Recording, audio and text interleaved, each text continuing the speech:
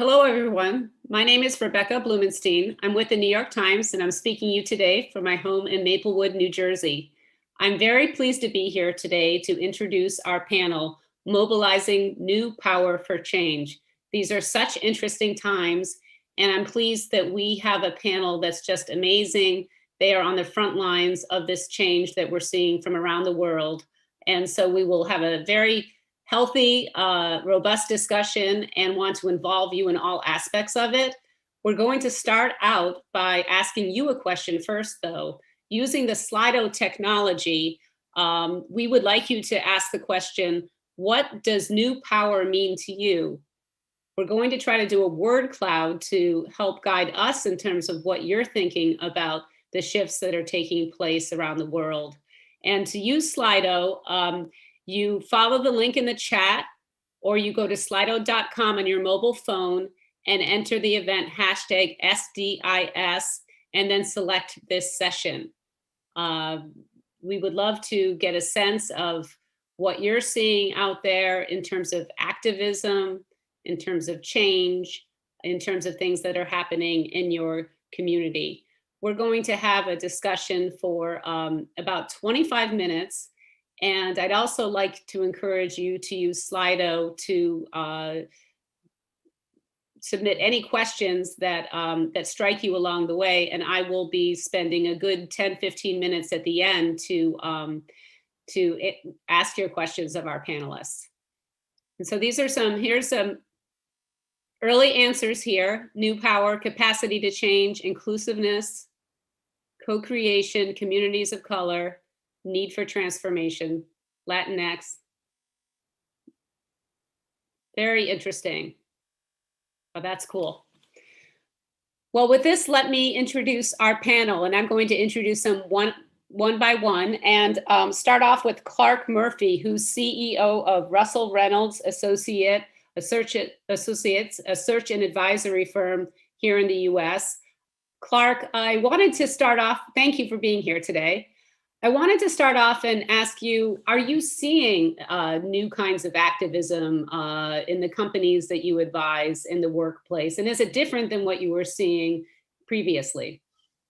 No question. I think people think of, with corporations, activism as shareholder activists, but it's a different world from the question you have.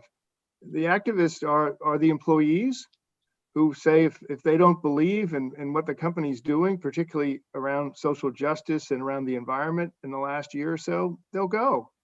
One of the great leaders of one of the great financial services brands around the world told me that as they put in place some really progressive sustainability actions, and I said, what was the spark? What was the strategy? He said, Clark, it's not a strategy, it's a retention. We can't be a great company without great people, and our people demand that we're more active. I had to change what we were doing. So you mentioned you mentioned a year ago. What happened a year ago? Because that was, COVID was just starting. That was before, George. Yeah, I mean, a year ago to me, it was the Brazilian rainforest fires and then the Australian bushfires that I think, pun intended, sparked a greater awareness. All of us who are here today are very focused on sustainability, but the broader world said, oh my gosh, what's going on? I mean, look at San Francisco and the air quality right now. So I think over a year ago, employees started, and then consumers said, if I won't buy the product if the company isn't stepping out in front of what's right for the earth, or right for, as it later came to, social justice, or in COVID, healthcare and health and safety for their employees. So I think of the activists that I'm talking about as they've come to activism as opposed to disruptive shareholders or something like that. Mm-hmm. I would like to introduce next Michelle Miller, who is founder of coworker.org. Michelle has done a lot of work with tech companies who have long talked about action, sometimes not followed through as much as their press releases. Michelle, are you seeing, I know you've been in the trenches working on this for a while, are you seeing acceleration or change from what we've seen even in the past year or two? Yeah, we have, for sure. I mean, for employees in the tech sector, the shift toward more workplace activism really started, I would say around 2017, when in the US context, there was just so much work around building resistance movements and engaging in various forms of protest. And many tech workers started to think about the places where they had sort of the closest access to power and the closest access to power levers. And we know that tech is a huge player in the world, that it shapes our economies and our cultures. And these employees at places like Google and Facebook and Amazon started really looking inward and saying, what am I doing with the power that I have as an employee in the place that I work all day, every day? And how can I really have a say in what my labor goes to and what my labor doesn't go to? And I think that so much of it, especially in the past year, is not just about activism around one policy or another, but really a new vision of democracy where we have shared governance over all of the systems that impact our lives. And we're seeing that in the tech sector, and we're also seeing that in all parts of the economy, specifically after COVID, in service sector jobs and restaurant jobs and places where people have had to continue to go to work. And you believe that if employees play a greater role in setting policy, that the policies and the companies can simply be more successful? Absolutely. And again, I'll talk a little bit about COVID. In the first few weeks after the shutdown really spread across the United States, it was employees, frontline employees in the service sector and the gig sector, the people who were still going and doing work outside, who were able to let their companies know, for example, at CVS, whether or not the distancing policies that were being implemented, whether or not the paid sick policies that were expanded were actually enabling people to take advantage of them in the ways that would protect communities. A lot of times what we see is that policies are implemented with the absolute best intentions, but it isn't until workers have the opportunity to put them into action and test them out and communicate back about whether or not they're working that you can sort of tweak them and make them stronger and better. And we're seeing that now in terms of the way that COVID tracing technology is being implemented, also in frontline stores and temperature checks, where workers can give feedback that says, these thermal cameras aren't working, they're recording my temperature too low, et cetera. So I think this is going to be an ongoing advantage, specifically in the COVID era, where workers are able to collectively get together, assess policies, and give feedback to their employers. I'd like to next go to João Paulo Ferreira from Sao Paulo. He is CEO of Natura & Company, and in Latin America has responsibility for Natura, Avon, The Body Shop, and Aesop. So a huge responsibility and business there. JP, you have said that your company perhaps is taking this activism to a level that I'm not sure we're seeing anywhere else. Could you please explain? Sure, and thanks for the opportunity of being here with you. I mean, many of you may have heard of parts of our businesses, and we are a family of businesses which are purpose-driven, that believe in beauty and relationships and the power to transform individuals and the society and the world as a whole. And we are indeed as much a social network as we are a social movement that includes more than 6 million beauty consultants and representatives around the world that actually actively engage around belonging, prosperity, and purpose. And that's always been the case. If we take Avon for more than 130 years and up to today, marching with millions to eliminate violence against women and girls around the world, or The Body Shop, founded by Anita Roddick, perhaps the synonym of corporate activism, right? And only 2 years ago, The Body Shop managed to collect more than 8 million signatures to deliver a petition to the UN against animal testing. Or Natura, who has perhaps the largest crowdfunding program to support public education in Brazil, and the way it's developed social biodiversity into its value chain. Now, what we see happening right now is the ability to amplify the power of this network, which is composed of many social entrepreneurs, through digital interconnection. And that is amazing.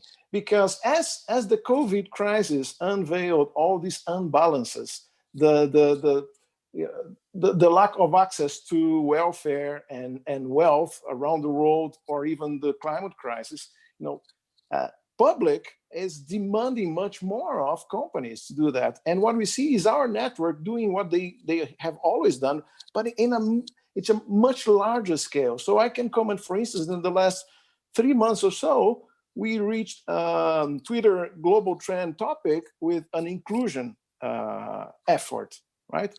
Or, only 2 weeks ago, we set the largest park in Sao Paulo, the equivalent to Central Park in New York, we set it on fire, right? Actually, it was projections and virtual fire, but to drive attention to the burnings and the fires in the Amazon. And guess what? These network simply amplify that to a scale that we couldn't think of before. And by the way, that is pushing our innovation barrier to a point that if it's not to create positive social environmental impact, then it's not worth innovating. And this, in terms of the bottom line, is paying off for you. There's lots of, typically, such activism among employees has been seen as anathema to the bottom line. Oh, sure. I mean, and there is a running cost behind this, but the key question is, what is the future value of that? I don't think that accountants yet have already learned how to discount the future value of those activities, because much of that is intangible. But if it was not for that, and we have been doing that for 130 years or 51 years in the case of Natura, or 30 plus in the case of 40 in the case of the Body Shop, and 30 in the Aesop, if it was not for that, such a family of business would not have become the 4th largest beauty company in the world. I'd like to next go to Wanjuhi from Njoroge. She's founder of the People Planet Africa, based in Kenya. And Wanjuhi, thank you so much for being here. Are you seeing activism and new power shifts on the ground there? And you were telling me about an example kind of led by workers that seemed really interesting earlier. Thank you, Rebecca. And what is exciting is seeing young people becoming active citizens in Kenya and across the globe when you think about Greta. And in 2018, I led one of the biggest campaigns in Kenya called Save Our Forest KE, which was agitating and pushing government to impose a ban on forest harvesting following the wanton destruction of forests in Kenya. And social media is what helped us make the campaign successful. We started sharing photos of destruction and created the hashtag, the Save Our Forest KE, which then became a platform for other people across the country to share the destruction of forest in their neighborhoods, in their local community. But what this campaign did, it gave birth to more young people who are now putting government on its toes. This is both the county and the national government, and that's a beautiful and powerful thing. When you come to Kenya, we have something we call the Kenyans on Twitter, and we are known to be lethal. We unite for a common good, and we also unite against a common enemy, internally and externally. When government is misappropriating funds, we call them out. When government, for instance, recently, they wanted to cut off part of a park in the capital city to build a road that's not going to benefit anybody. And Kenyans united on Twitter, and we saw government withdrawing and saying, you're not going to touch the park, we're going to leave it, the recreational park, you're going to leave it, but we're going to go back to the drawing board and redesign the road. And that is really, really powerful. So we are seeing young people taking on active citizenship. We're holding governments accountable. And when you think about Greta and the campaign, the Fridays for Future, it has inspired many young people to realize that I too can be an active citizen. I too can put pressure on government, on corporates to start producing services and products and implementing policies that are really, really at the heart of people and planet. But I think the broader question that we have to ask ourselves, because even when you go to the Fridays for Future website, you will realize that they talk about the number of people who've been involved in the Fridays for Future, and that is 13 million across 7,500 cities around the globe. But then they do not talk about the the achievements they've gained from the Fridays for Future? Are they able to influence policies? How many policies have been influenced? How many corporates have reduced their carbon emission? And that is extremely important. And I feel that the greater question that we have to ask ourselves is, how do we marry street activism and street here being symbolic with policy formulation and decision making? And that's a missing piece that I feel that we must not lose. So activism is extremely important, but at the end of the day, we must focus on the end goal, change of policy. And when we're talking about climate, we must also remember to talk about carbon emission. How do we reduce the carbon emission? Implementation of the Paris Agreement. These are extremely important things that we have to also consider when you're talking about activism. Wanju, that's an excellent point, and it sets us up nicely for my next question. You know, the title of this session is New Power, and lots has been said and written about technology enabling, employees to organize and people to really bind together in ways that didn't around the world that didn't exist before. But is this changing fundamentally institutions? We actually in the tech sector saw the big companies just get bigger and more powerful. So I'd love to hear from all of the panelists about whether you think something different is happening now, that this new power is demanding a shift in the power balance of what are some very powerful institutions in our society. Michelle, what are you seeing in Silicon Valley? Any the big companies out there are still getting bigger. They are. I mean, I do think that it's a long process. So this is activism that people have been engaging in for the past few years.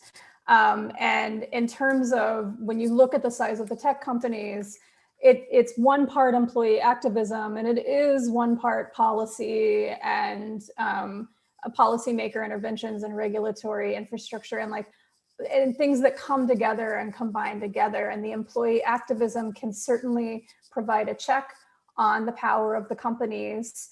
And again, as I said before, really lean toward more shared governance models, but it also works hand in hand with the other work that people are doing around building popular support for thinking more critically about the role that we want these companies to play, the impact on democracy, and then thinking about what we actually want out of changing those structures in the long term. So we often talk about this at Coworker about how it feels like, and this is partially brought on by technology as a tool, that we're in this institutional transition moment where we're leaving prior institutional forms, which were really rooted in kind of brick and mortar and geographical connection, and moving into these different kinds of more network-based, globally connected, new institutions that are also having to grapple with new problems about the way power is reconstructing itself. Clark, are you seeing that as well in your work? You are dealing with corporate America every day, and are these institutions changing? They are, and I think we do a great deal of work with boards and chief executives, and as they hear, as Michelle said, as they're hearing what matters most to the world, you've seen the shift, much talked about in the last year, for stakeholders from shareholders. It's not just about equity return, it's about corporations as communities. And there's this demand for more sustainable leaders. We've spent the last couple of years investing in defining what a sustainable leader is versus just a commercial leader. And the boards are saying, I need someone who understands and create change. And creating change and creating profit don't have to be disaggregated. They can be together. And so we think companies are better governed, that are doing better for the world and their employee base and their communities.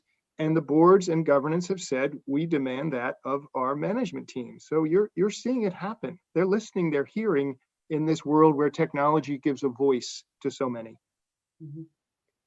JP, in Brazil, are you seeing the government, your company, other companies change the balance of power in any way? Well, I have never seen so many coalitions arising, which is positive. So as we're dealing with systemic change, it requires agents to be combined, private sector, governments, NGOs, society, organized society as a whole. So that is that is going up. I mean, the number of those coalitions, which is an excellent indication of structural changes. Nevertheless, I do think that it will require changes in policies. As we heard, how do we move from street activism to change in policies? That also applies to the private sector. I think, if we think in a few years' time, for instance, I think that no one will accept companies which are not carbon neutral. That is not civilized, right? It's like using child labor these days, right? So it's not civilized. Nevertheless, the regulation is not there to sort of enforce that everyone needs to do that. So you see some corporations developing social environmental good practices out of their higher consciousness, so to say. But I think that will eventually change regulation, which will push the big mass of companies in that direction. But so far, the positive thing is that I've never seen so many coalitions of different sectors, governments, powers working together around some subjects, such as the environmental one in Brazil. Juhi, you mentioned the example of the protest of the road project in Kenya. Are you seeing other examples of this that make you feel that what's happening now is different and is going to lead to more structural, fundamental change?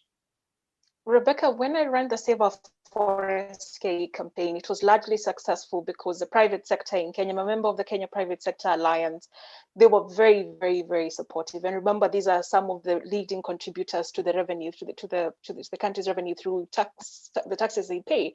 And they put pressure on government, and that led to a total ban on the forest harvesting. So that gave me hope and reason to believe that when we keep at it, I'm sure we will see results. But as JP said, soon and very soon, the buying power will be influenced by how sustainable organizations are. And I keep reminding my clients every day, and I tell them, you may run away from it now, but it will soon catch up with you. We will soon be looking at how sustainable, how your companies are prioritizing people and planet before we purchase your products, before we purchase your services as well. And I keep saying to young people every time we have a convening, and I say to them, I wish we realized that we have the numbers and how powerful those numbers can be. Imagine us today waking up one morning and saying we're not going to buy product X because that company has refused to prioritize people and planet. It's extremely important that young people, and I'm sure some of them are following this conversation, realize just how powerful we are in influencing change, the change that we want to see in the world. So I believe that partly there is hope, but there is also laxity from the corporates and governments as well. And I feel there's a lack of intentionality, because when you're intentional, you will say, I want to get there. You'll be vulnerable enough to say, I want to get there, but I don't know how to get there. And I feel that when we have a willingness from the corporates, from the big corporations and also government, I believe we will see beautiful change as well. That opens up a question for the other panelists. Are you seeing big changes in consumer behavior? I mean, we've all known for a long time that consumers have power, but I think companies, didn't necessarily respond to that. And why is it different now? JP, that's got to be yours. Well, it is growing. I mean, we are so demanded from consumers all around the world who are asking us what's going on. If you take the rainforest issue, for instance, we have our consumers in Australia, in the UK, everywhere, asking our managers information, and because it's so much connected these days, right? And the other interesting thing is one cannot lie. I mean, it only stands a few minutes if you're lying, because the information will be accessible. So I think this is extremely positive, and it's happening around the world for different subjects. Some places more social burdens, some places some more environmental ones, but it's happening everywhere. Michelle, are you seeing that in the tech world in terms of users? Are people voting with their feet if Amazon or Microsoft doesn't take the stance they prefer on immigration, George Floyd, any number of issues? Yeah, I mean, the first thing I thought of actually when you mentioned consumers was what we saw with Instacart, which was when Instacart employee or workers started talking about the way that there was a change in the tipping algorithm and they were losing a portion of their tips, that consumers stood up and said, hey, like we intended for all of that money to go to the shoppers. And really stood with those shoppers together to encourage Instacart to change their tipping policy and make sure that the total amount of tips were going to shoppers. And that's, that's a small example, but I think it's a powerful one about to go back to what Zhao just said about how, you can't lie, and that so much information is out there that when we have access to all that information, we're able to build different solidarity. And then I absolutely believe that the way that people stood behind the Google employees during the Google walkout in late 2018, the mass support for that action that happened on a global scale is another place that really helped underline that this is something that as either users or as employees at these companies, we are asking them to operate at a higher standard and follow a different set of ethics. But didn't all of those employees, if I'm not mistaken, ultimately leave Google or lose their jobs? So is that also an indication of the strength of the institutions and the companies? Some of the employees that led the walkout did quit or leave their jobs. I think about 20,000 people participated, so not all of them. Yeah. But to your point, yeah, I mean, this is why, I mean, this gets into like US labor policy, but this is why we also have to think about how we protect people who are taking actions. And how we regard the act of whistleblowing or the act of speaking out as a critical piece of a functioning democracy and ensure that we're able to protect those things. But yeah, I mean, clearly at this moment, there is still an enormous power asymmetry between the people who work in these companies and the companies themselves. But I think the engaging in the kind of collective action that makes it impossible to fire 20,000 people is sort of the trajectory that we're on. I think the collective action, you got it right there, what we've all talked about. That at the end of the day, well, Julia, I think some of the governments won't respond or can't respond fast enough. And that the private sector, which has these pressures on it, either from investors or employees or consumers, aligning with the NGOs and those employees and consumers, we have to move faster, and therefore the collective action is called upon because governments, either from polarity or inaction, are not going to do enough. So I think it's happening, but we've got to keep the push, and collective action is the way to do it. That's what leadership's all about. I wanted to go on. I'm sorry, JP. No, I was just saying that in my perspective is that we need to use this ability to coordinate our effort to approach governments and establish good dialogues with them. As if it's in opposition, it's unlikely we're going to get too far. And I think we do have the means, the information to try and influence, which of course is an additional burden on our work, because a company cannot anymore not become a corporate citizen. Really has to influence the agenda of a country, of a government, by trying to establish dialogue with the main officers. I wanted to ask about inclusivity and the role that plays and needs to play. You can see from our word cloud, a lot of people were interested in and specifically, raising those issues. And, certainly it's been a very painful time here in the United States, with George Floyd and the unrest over police killings and how that's translated into the workplace. Clark, you do a lot of board of director searches, and there were some figures out last week that showed that there really hadn't been much change, at least in terms of race, and maybe a little bit of change in terms of women, white women. What are you what are you seeing in terms of changes? Is there a reckoning going on in the workplace in terms of race? There is, and I think the progress made with women over the past 5 years needs to be probably doubled as it is relates to race, and it will. The fellow board members saying, okay, I'm in this room and I own it. We've got to do something. Institutional investors saying, I'm not going to buy your stock unless you've got a diverse board.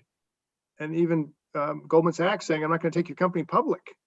So we've pulled together groups of CEOs of the private equity industry who are focused on this. And the action of boards now, it's nearly overwhelming, which worries me slightly, but it's nearly overwhelming. You will see change. You will see change before proxies next April, period. There's no question. It's happening. It's real. My concern is, let's not confuse changing the face of a boardroom with accelerating the career of hundreds of thousands of Black executives who are 25 to 45 to have better opportunities to run the boardroom. And so it's fine. We will make change in the face of boardrooms, and we're at the forefront. We've organized our entire industry around commitments and to this, and we're acting on it. But as important is the acceleration of Black executives in their careers. And that's where I think we really need to make change, and people are hard at work. Mm-hmm. Other panelists, Judy, how does inclusion play out in Kenya and with your work? I think for me, when what comes to mind when I think about inclusion, it's stakeholders capitalism. I think that was a theme for this year's World Economic Forum Davos meeting, and the question that comes to mind, and I do a lot of work in restoration, forest restoration, is how do we get all stakeholders involved? Because there's nothing for us without us. How do we ensure that there's a trickle down, not just making decisions at the top, ignoring the people at the bottom who are the real wearers of the shoes? So how do we bring all these people on board and have a conversation for them? When you're thinking about implementing projects, when you're thinking about policy formulation, which is something that is really close to my heart, because we can never move forward as a people if we are not putting in place the right policies. So how do we ensure that we are not leaving anyone behind? How do we ensure that we are moving together? That for me is the inclusion that I would want to see. When it comes to my country, we struggle a lot with tribalism. We have a lot of tribalism, and we have history where we have gone at each other just based on tribal lines. But then how do we ensure that even the minority are represented? How do we ensure that the poor are not left behind, that they too are contributing to the national agenda or the building of the nations and continents as well? JP, you mentioned earlier that in the past few months, there's been a reckoning over race in Brazil as well. Could you please explain? Yeah, over race and gender and sexual preference. So we faced in a Father's Day campaign, for instance, we were praising perhaps one of the few benefits of this pandemic is the fact that parents are spending better quality time with their children, and we were praising that, and we had different fathers talking about that experience. One of them was a transgender. That raised so much confusion in social networks, but the beautiful thing is that after this 10% haters, really examples of intolerance, there were 70% lovers. So the society defending that action, and I think this is positive. It's not that we're going to eliminate the haters, but are those supporting those activities in a higher number, and that's what we saw. And but that is happening. The fragmentation in the globe, and the extremes and extremists, are creating all this tension that will need a solution.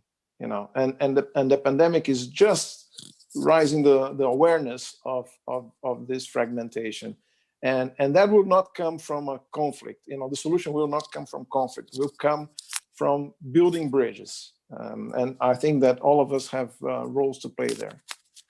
And before we go to questions, there's some really good questions coming in on Slido. Michelle, are you seeing change in your worlds in tech, which has been rather impervious to change? Yeah, I mean, I think it's important to point out that the most of the people who comprise the activist groups that we've worked with inside tech are people who really started out in advocating for better diversity and equity policies in their companies. One of the most prominent leaders of the early tech worker organizing at Google, Liz Fong Jones, had spent 10 years at the company advocating for stronger protections for trans employees and really at the front lines. And I think that commitment to equity and diversity really lays the groundwork for a deeper analysis around all forms of power. And then I also do want to add that for lower wage frontline workers with whom we also work in the service sectors, there are a lot of policies that end up functioning as proxies for discrimination, like dress code policies, hair dye, tattoos, these things that seem like they're about one thing, but actually end up being about using those things to discriminate against employees for like hiring managers, and that those are places too where companies can start thinking about how their policies either prevent or enable certain kinds of people to work inside their companies. One of the things that we also saw from a dress code perspective was Starbucks baristas who are really active on our site after the uprising around the murder of George Floyd began, were advocating for the right to wear Black Lives Matter pins and shirts while they were working on the front lines. They wanted to embody that solidarity with people.